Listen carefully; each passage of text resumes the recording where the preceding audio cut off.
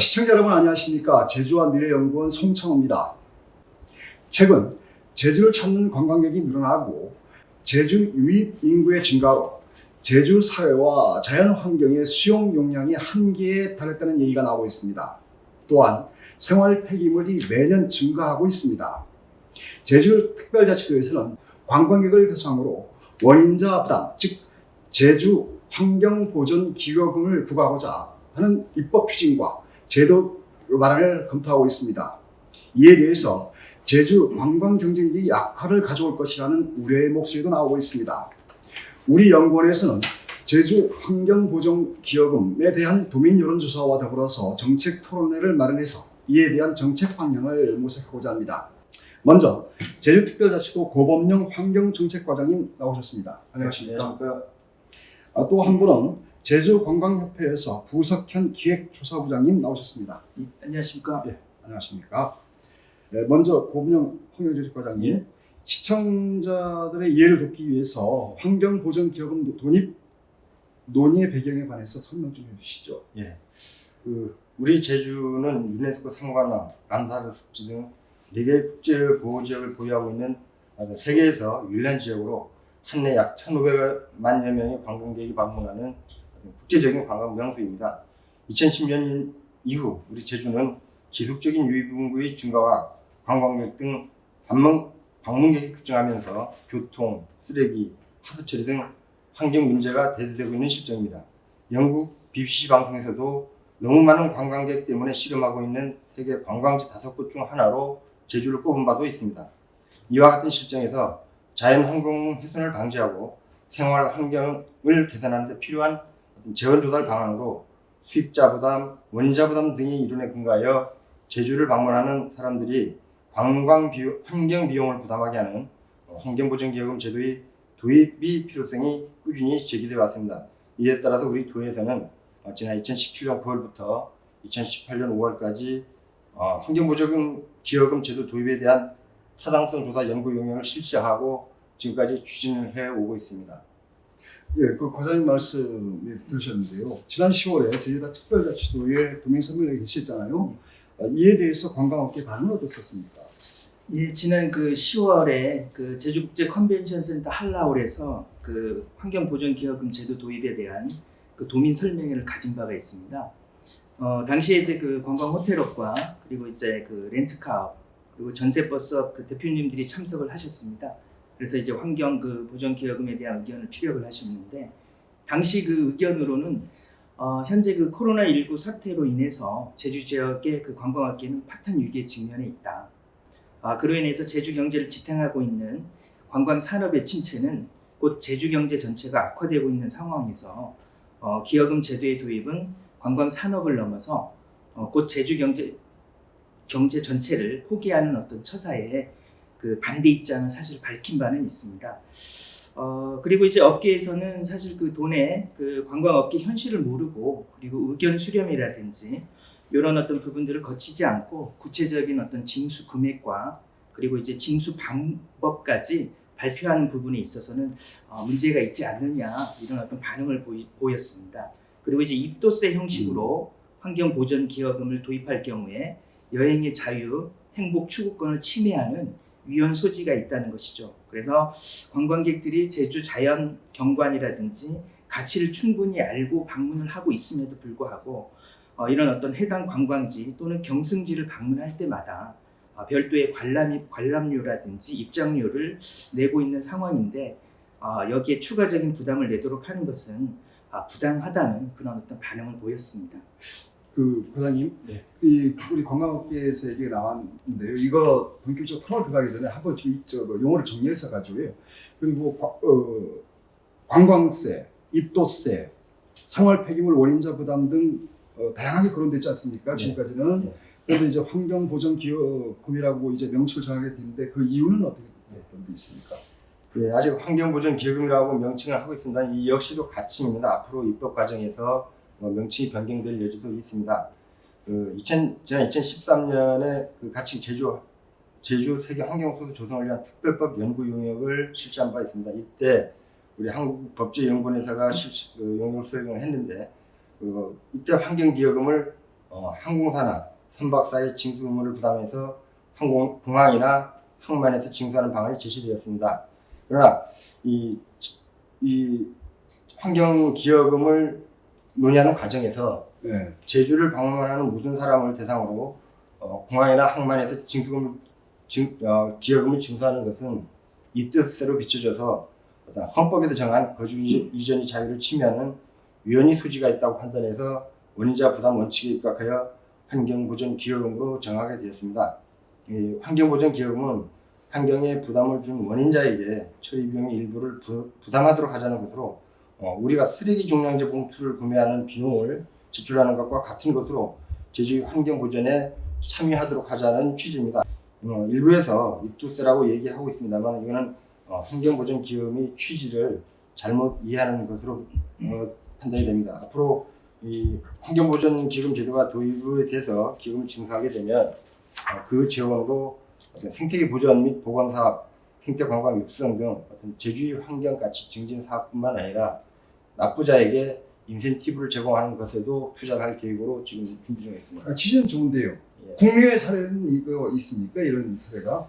국내 사례는 그 강원도에서 잠깐 준비를 하다가 입법화를 못한 걸로. 외국에서는 있는가요? 외국에서는 몇 군데가 있습니다. 아. 예. 그럼 부장님 똑같은 질문을 드리겠는데요. 이러한 관광객에게 원인자를 부담하는 사람들이 있습니까? 예, 그 관광진흥의 목적으로 해서 그 전 지역에 부과하는 사례는 이제 없는 것으로 저도 이제 좀 파악은 됐는데요. 국내 경우 같은 경우는 이제 오버투어리즘 관련해서 북촌 한옥마을에서 검토한 사례가 좀 있습니다. 그래서 서울 종로구 북촌 일대인데 북촌 일대는 그 한옥 보존을 명목으로 해서 지구 단위 계획에 포섭이 되어 있습니다. 그래서 결국 이 법규는 자기 집이라도 용도 변경을 할 수가 없습니다. 그래서 한옥을 헐고 또는 빌라나 빌딩을 짓는 일이 사실상 불가능하다 보니까 주민들의 그 불만이 상당히 컸고, 그래서 이러한 그 지역민들의 고충을 받아서 18년도 7월부터는 그 관광 허용 시간제를 시행 중에 있습니다. 그래서 평일과 토요일에는 오전 10시부터 5시까지 관광을 허용을 하고, 일요일에는 휴일로 지정을 했는데 이 또한 이게 강제성이 없다 보니까 그 유명무실하는 이런 법규가 되고 말았습니다. 이와 비슷한 고민을 하는 지역이 서울의 서촌 세종마을, 그리고 경남 통영의 동피랑마을, 그리고 부산 김천마을, 전주 한옥마을 등이 이제 과잉 관광으로 몸살을 앓으면서 이들 지역에 대한 논의는 계속되는 중으로 알고 있습니다.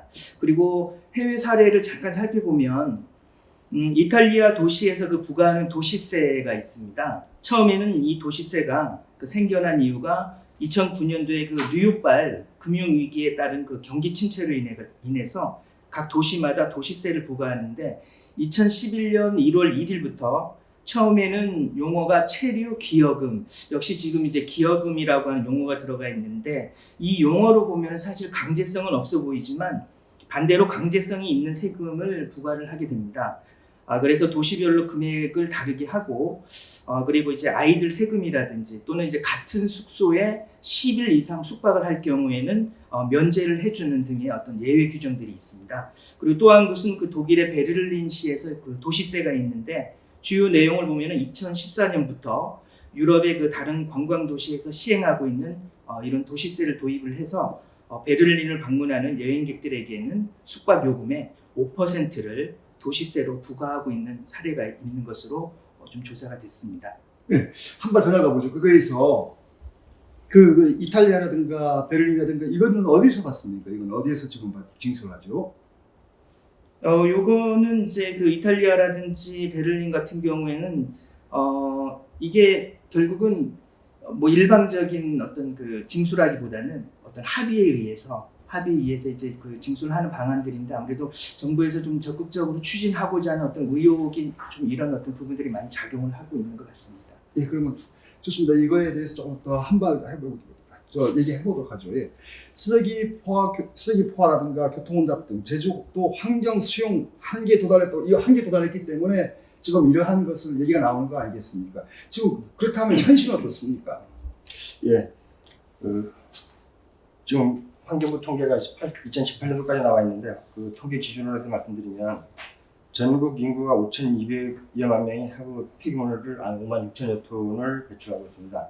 근데 우리 도의 경우는 인구는 66만이고 전국 인구의 약 1.28%를 차지하고 생활 폐기물 배출량은 1,313톤을 배출해서 전국 배출량의 약 2.34%를 차지하고 있어서 2배 이상의 생활 폐기물을 더 많이 배출하고 있는 실정입니다.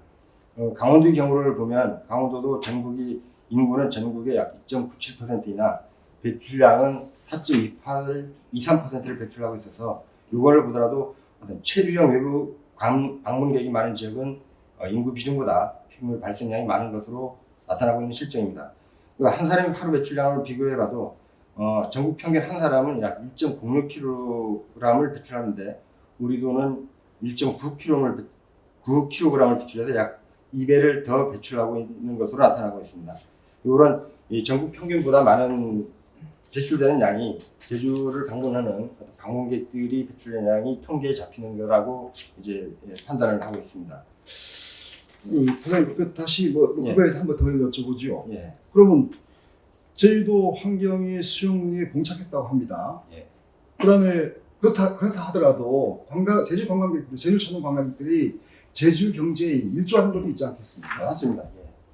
이런 것을 어떻게 다루는 좀 말씀하시겠습니까?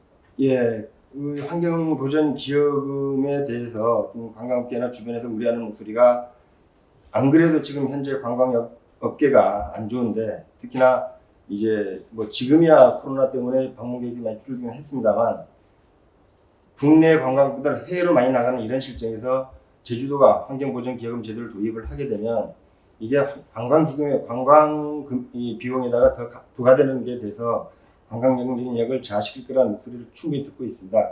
그러나 저희들은 이 환경보전기여금을 증수한다고 해서 이걸 어떤 쓰레기 매립장을 확충하거나 하수 처리장을 증설하는 이런 환경 비용에만 쓰기보다는 생태 관광을 활성화해서 국내뿐만 아니라 해외에서도 이런 관광을 목적으로 더 찾아오게끔 하는데도 투자할 계획입니다. 관광지 어떤 환경 개선이라든가 예. 이렇게 하겠다는 그렇습니다. 똑같은 질문입니다.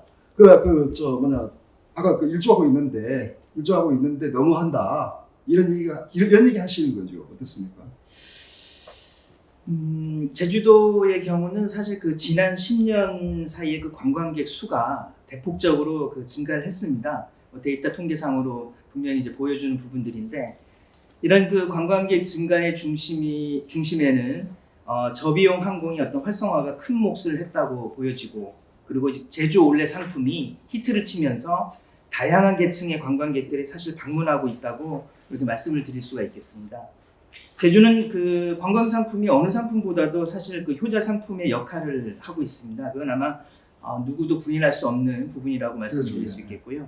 그리고 사드 배치 중국 정부에서의 방한 관광 금지 조치라든지 일본 정부에서의 경제 보복 등으로 인해서 외국인 관광객이 급감을 했지만은 사실 이 빈자리를 내수 시장에서 메꿔주는 역할을 했습니다. 그래서 현재는 코로나19로 인해서 사회적 거리두기가 격상된 상황에서 여행을 자제하는 분위기로 침체되어 있지만은 제주뿐만 아니라 대한민국 경제가 꽁꽁 얼어붙은 상황에서 우리 관광업계에서의 어떤 타격은 매우 위중한 상황이라고 이렇게 말씀을 드릴 수 있겠습니다. 이러한 사회적 분위기를 사실은 우리 관광업계에서도 공감을 하고는 있습니다. 근데 이제 단지 지금의 이 어려운 상황이 있다 보니 휴폐업이라든지 또는 이직이라든지 이러한 어떤 근본적인 대책 방안이 없는 상황이 사실은 우리 관광업계를 더욱더 힘들게 하고 있다라고 이렇게 보여집니다. 예, 저희 연구원에서 환경보전 기여금에 대한 온라인 설문조사를 해봤거든요. 근데 결과가 찬성이 90%가 넘습니다. 지난 10월에 특별자치도에서 지난 10월에 도민 설명회에서 숙박업, 렌트카, 전세버스를 통해서 부과하겠다고 했지 않습니까? 이에 대해서 좀 설명을 좀 해주시죠. 예, 지난 10월 10일에 ICC에서 관광업계 분들 모시고 설명을 했습니다. 그 자리에서 나온 얘기가 어떤 제도 도입 시 관광객이 거부감을 가질 수 있어서 관광객 감소로 도민 소득에 악영향이 끼치게 될 거다.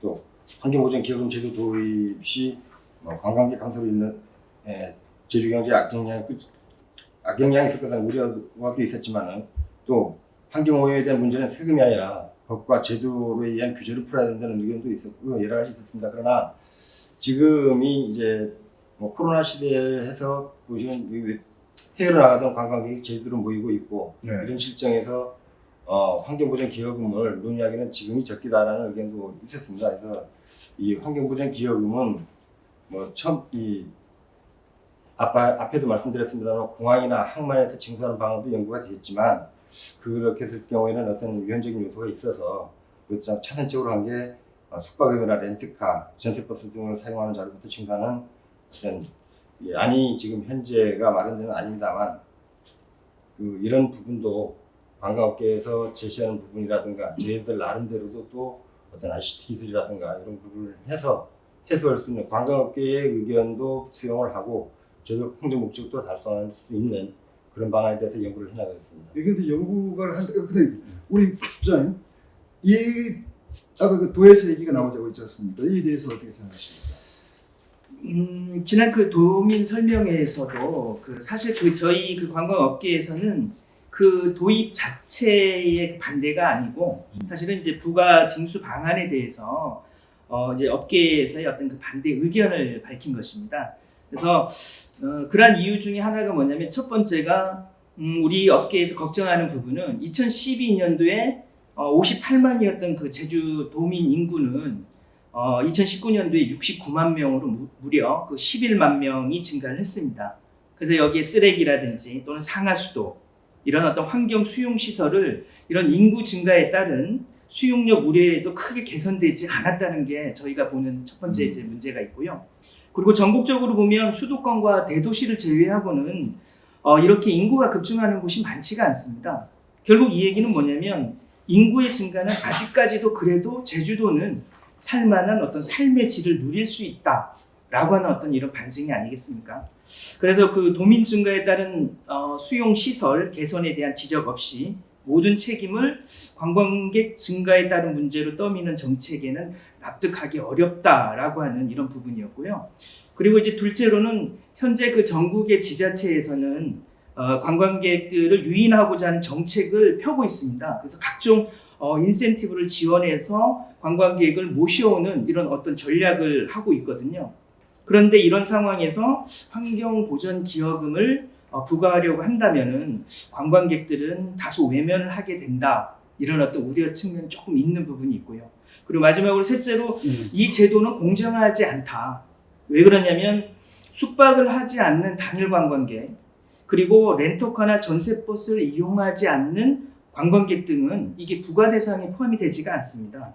그래서 이런 부분들이 좀 공정하지 않다라고 하는 부분들이죠. 현재 그 전세버스 같은 경우에는 그 도내 이용 차량의 100%가 경유 차량들입니다. 그래서 환경 개선 부담금을 부과하고 있습니다, 현재. 그래서 이중에 어떤 부담을 안고 있는 문제도 있다. 이런 부분들을 조금 지적할 수가 있겠습니다. 과장님은 이에 대해서 아까 우리 그 부장님 생각에 대해서 어떻게 생각하십니까? 지금 왜냐하면 유입 인구 증가 그리고 관광객 증가 이게 두 개가 맞물려 있는데 이것을 관광객에게만 한다고 하는 얘기가 좀 문제가 있다라고 하는 얘기지 않습니까? 맞습니다. 어쨌거나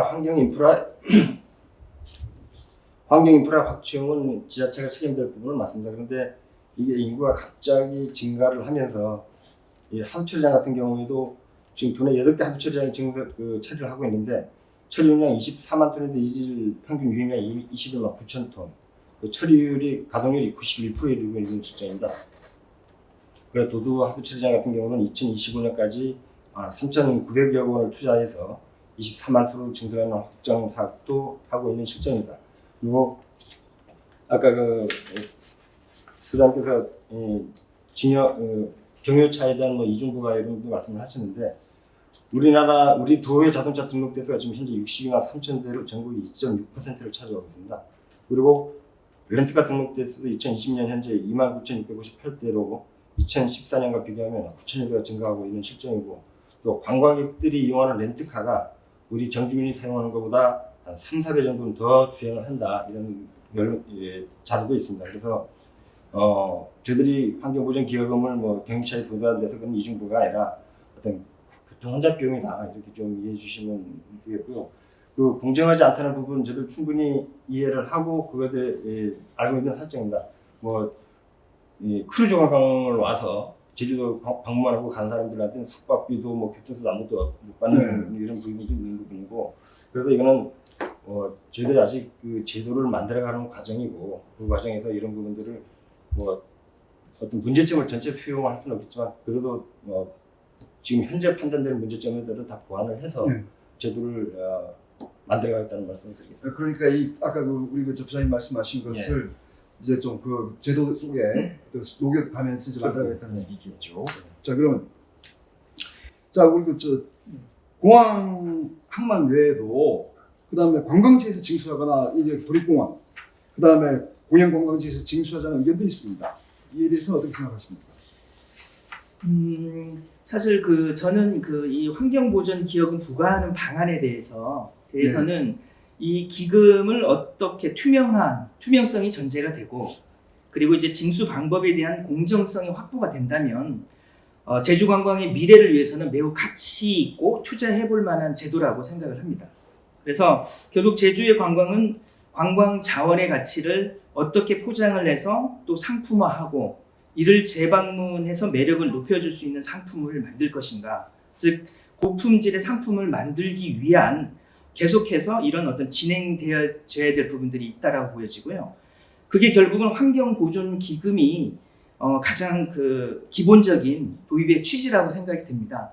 그리고 이제 아까 이제 원장님 질문하셨지만은 저희 환경정책과에서 말씀하신 대로 공항이라든지 항만에서 징수하는 부분도 사실 한계가 있지 않습니까? 이러한 한계와 문제점을 해결한다면 우리가 우려하는 어떤 인구 증가에 따른 공동의 책임의 노력이라든지 또는 공정성의 문제 등을 해소할 수 있는 방안이라고 이렇게 보여집니다. 그래서 항공기나 여객선 요금에 포함을 해서 관리를 일원화하고 그리고 투명하고 일관된 징수가 이루어져야 한다는 것인데, 지난 17년도에 도에서 운영한 워킹그룹 활동 보고서에 또 보면은 환경보전기여금 부과 방법에 대해서는 응답자의 160명 중에 61명, 한 38%에 해당되더라고요.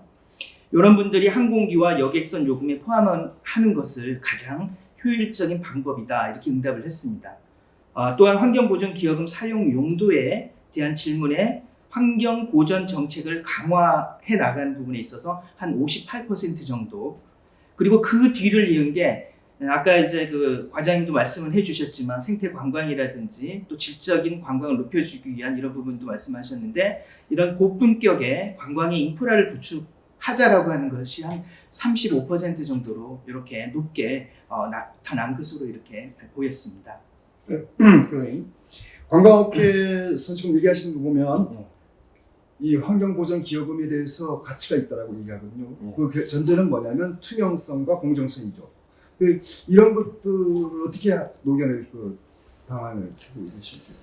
그래서 아까 앞에서 이런 얘기가 있었습니다만 지금 어떤 공정하지 않다는 문제, 뭐 투명성이라는 거, 일관성이라는 이런 부분들은 같은 얘기겠습니다만, 저희들도 공항이나 항만에서 징수를 하면 징수 편의는 좋겠습니다. 그러나 어떤 특별한 목적으로 친지 방문이라든가 아니면 어쩔 수 없는 업무 방문이라든가 이런 부분들, 그래서 어떤 거주지를 이동하는 그 자체에다가 세금을 부과하는 이런 부분이 돼서 고민이 있는 부분입니다. 그래서 이런 부분들 때문에 지금 어떤 입학하는데 지금 검토가 필요해서 지금 현재 있는 실정입니다만, 그런 부분들에 대해서 지금 논의를 지금 하고 있고 내부적으로 이제 이 준비를 하려고 지금 하고 있습니다. 그래서 어떤 징수 방법도 꼭 이 관광업계를 통하지 않고 어떤 지금 현재 우리 탐나는 전에서 지역 화폐도 하고 있습니다만, 그런 부분에서 어떤 연결시킬 수 있는 부분도 검토를 하고 있고, 그래서 어떤 제도든 간에 수용할 수 있는 제도라야지 저도 행정 편의만 갈 수는 없는 거죠. 그렇죠. 그래서 이런 부분들은 착실하게 좀 기한이 걸리더라도 준비하면서 할 거라는 말씀을 드리겠습니다.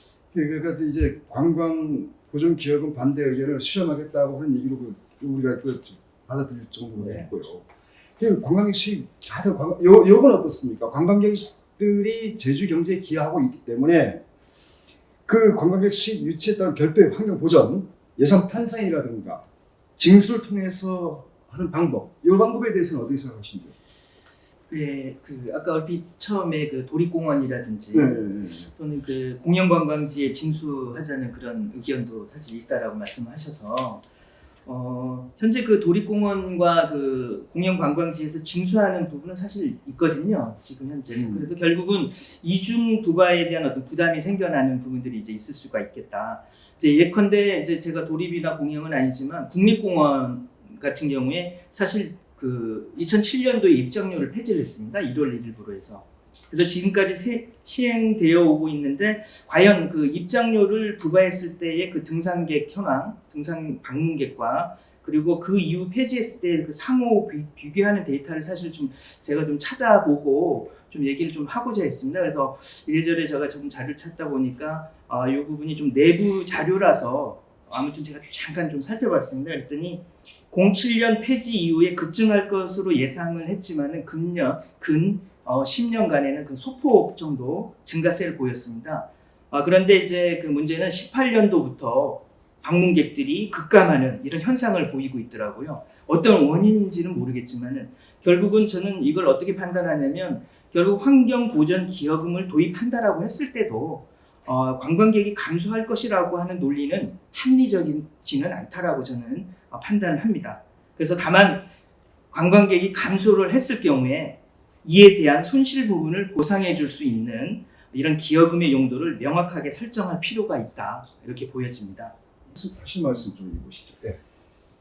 예, 그 아까 부장님 그 좋은 말씀이신데 입장료 징수가 어떤 방문객에게 큰 영향을 주지 않는다는 부분에 저들도 그 뭐 환경보전기여금 징수를 하더라도 이게 어떤 관광에 보탬이 되는 방향으로 용도가 정해질 겁니다. 그리고 앞에도 잠깐 말씀드렸습니다만 이 환경보전기여금을 징수하게 되면 납부자들에 대한 어떤 인센티브를 제공하는 방안도 저희들이 연구를 하고 있고요. 근데 어쨌거나 지금 뭐 이 공항이나 항만에서 징수하는 입도세 성격이 돼서는 안 되는 부분, 그리고 환경보전기여금이 네. 그 용도도 정확하게 관광객과 어떤 제주 자연 환경 보존하는 데만 어떻게 쓰여져야지 이게 다른 용도로 쓰이지 않아야 된다는 이런 부분들은 정확하게 저희들이 갖고 있는 취지입니다. 그 토론을 좀 정리해 보죠. 이제 그 시간들이 마무리돼서 시간을 좀 정리해 보겠습니다. 이게 하여튼 여기서 지금 환경보전 기여금에 대해서는 관광업계도 제주도도 추진하고 있는 제도를 추진하고 있는 제주도도 그다음 관광업계도 찬성하고 있는 거 아니겠습니까? 그런데 방법에 지금 문제가 있어서 그래서 부과장님 예. 앞으로 그 환경보전기여금 정책 추진 계획과 예. 반대 의견에 대한 여론 어떤 의견을 수렴을 어떻게 하시겠습니까? 예, 제가 이 환경보전기여금 제도를 준비하면서 2018년 제주연구원에서 조사한 바에 따르면 관광객의 75%, 비즈니스 목적의 방문객도 68%가 자연 환경 혜택을 받고 있다고 응답을 했고, 이 중에 약 50% 이상이 환경 보전에 필요한 비용 부담 의사가 있다고 응답을 하고 있습니다. 저희들이 이것만 믿고 어떻게 강제 추진할 계획은 전혀 없고요. 국민 공감대 없이 추진은 지역 형평성의 문제라든가 제주도에 대한 어떤 배타성의 문제도 있는 만큼 도민을 비롯해서 전 국민에게 제도의 취지를 충분히 설명하고 합리적인 안을 제시해서 공감대를 넓혀가면서 이 중점 과제를 추진해 나갈 계획입니다. 이 부분에는 아까 우리 관광협회와도 충분히 얘기를 해서 서로 간 오해가 없도록 서로 간에 어떤 윈윈할 수 있는 이제 그런 방법으로 방향을 추진해 나갈 제도를 추진해 나가겠습니다.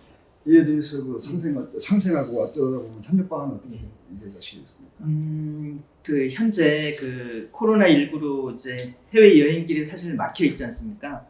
이런 그 해외 여행객들이 국내로 선회를 하면서 지금의 이제 코로나 사태가 잠잠해진다면 사실 이제 다시 그 예전처럼 해외로 많이 빠져나가는 이런 구조가 될 것으로 보입니다. 결국은 이러한 부분들을 근본적으로 해결을 해야 되는 부분들을 마련을 해야 되는데 제 개인적으로는 좋습니다. 이제 환경보전기여금을 징수했을 때 관광객이 감소할 것이다라고 하는 점은 문제가 아니라고 봅니다. 다만 환경보전기여금을 징수했을 때 그만한 매력이 있는 곳이어야 한다는 점이죠. 저는 다시 찾는 그런 관광지로 변모해야 한다는 것입니다. 그러한 매력 포인트를 어떻게 도나 우리 협회나 수정을 해서 방향을 잡아 나가느냐, 우리가 풀어야 할 과제라고 보입니다. 그래서 코로나가 풀리면 지금 그 제주 방문객의 70%는 해외로 발길을 돌릴 것으로 예상을 하고 있습니다. 가장 큰 이유가 뭐겠습니까? 바로 가성비라든지 혹은 가심비라든지 이런 등등의 요인들이 있지 않습니까? 그래서 이 중에 20%만이라도 제주도로 발길을 돌릴 수 있는 매력을 만들어야 한다는 것입니다. 우리 관광업계에서도 많은 노력을 하겠습니다. 그리고 숙박업체에서 역시 환경을 저감할 수 있는 방안을 시행해 나가겠습니다. 예컨대 플라스틱이나 일회용품을 줄여나가는 방법을 강화하고, 그리고 렌트카도 환경 저감의 방안을 지원을 받으면서 실행해 나가겠다라는 말씀을 드리겠습니다. 결국 장기적으로는 이런 환경 오염에 대처할 수 있는 실질적인 방안들을 실천해 나가야 할 때가 아닌가 이렇게 보여집니다. 마지막 한 말씀 하시겠습니까? 예. 우리 부장님 좋은 말씀 너무 고맙고요. 저희들이 제주 환경정책을 추진하면서 말씀하신 그런 부분들이 실현이 되도록 하는데 정책의 중점을 두겠습니다. 이 제도가 제주도만의 의지로 시행할 수 있는 것은 아닙니다. 국민적 공감대가 형성되어야 중앙정부도 설득하고 그래야 입법이 가능할 것입니다. 저는 앞으로도 계속 여러 의견을 들으면서 이 제도가 빨리 도입이 되도록 저희들 역시 노력을 하겠습니다. 오늘 이걸로 마무리하도록 하겠습니다. 시청자 여러분 어떻게 보셨습니까? 제주의 환경보존과 수용 용량의 한계에 달하고 생활 폐기물, 교통 혼잡, 그리고 도민들의 삶의 질 문제를 더는 내버려둘 수 없다는 것이 중론입니다. 그래서 도민들은 환경보존기여금 부과와 징수에 대해서 압도적으로 찬성하고 있습니다. 아무리 좋은 정책이라고 하더라도 합리적이고 민주적인 대화와 타협 없이는 불가능합니다. 환경보전기여금 도입이 시급하다고 하지만은 보다 관광업계의 반발을 해소할 수 있는 지혜와 역량을 모아야 할 때라고 생각합니다. 오늘 토론에 나와주신 두 분 감사합니다. 시청자 여러분 고맙습니다.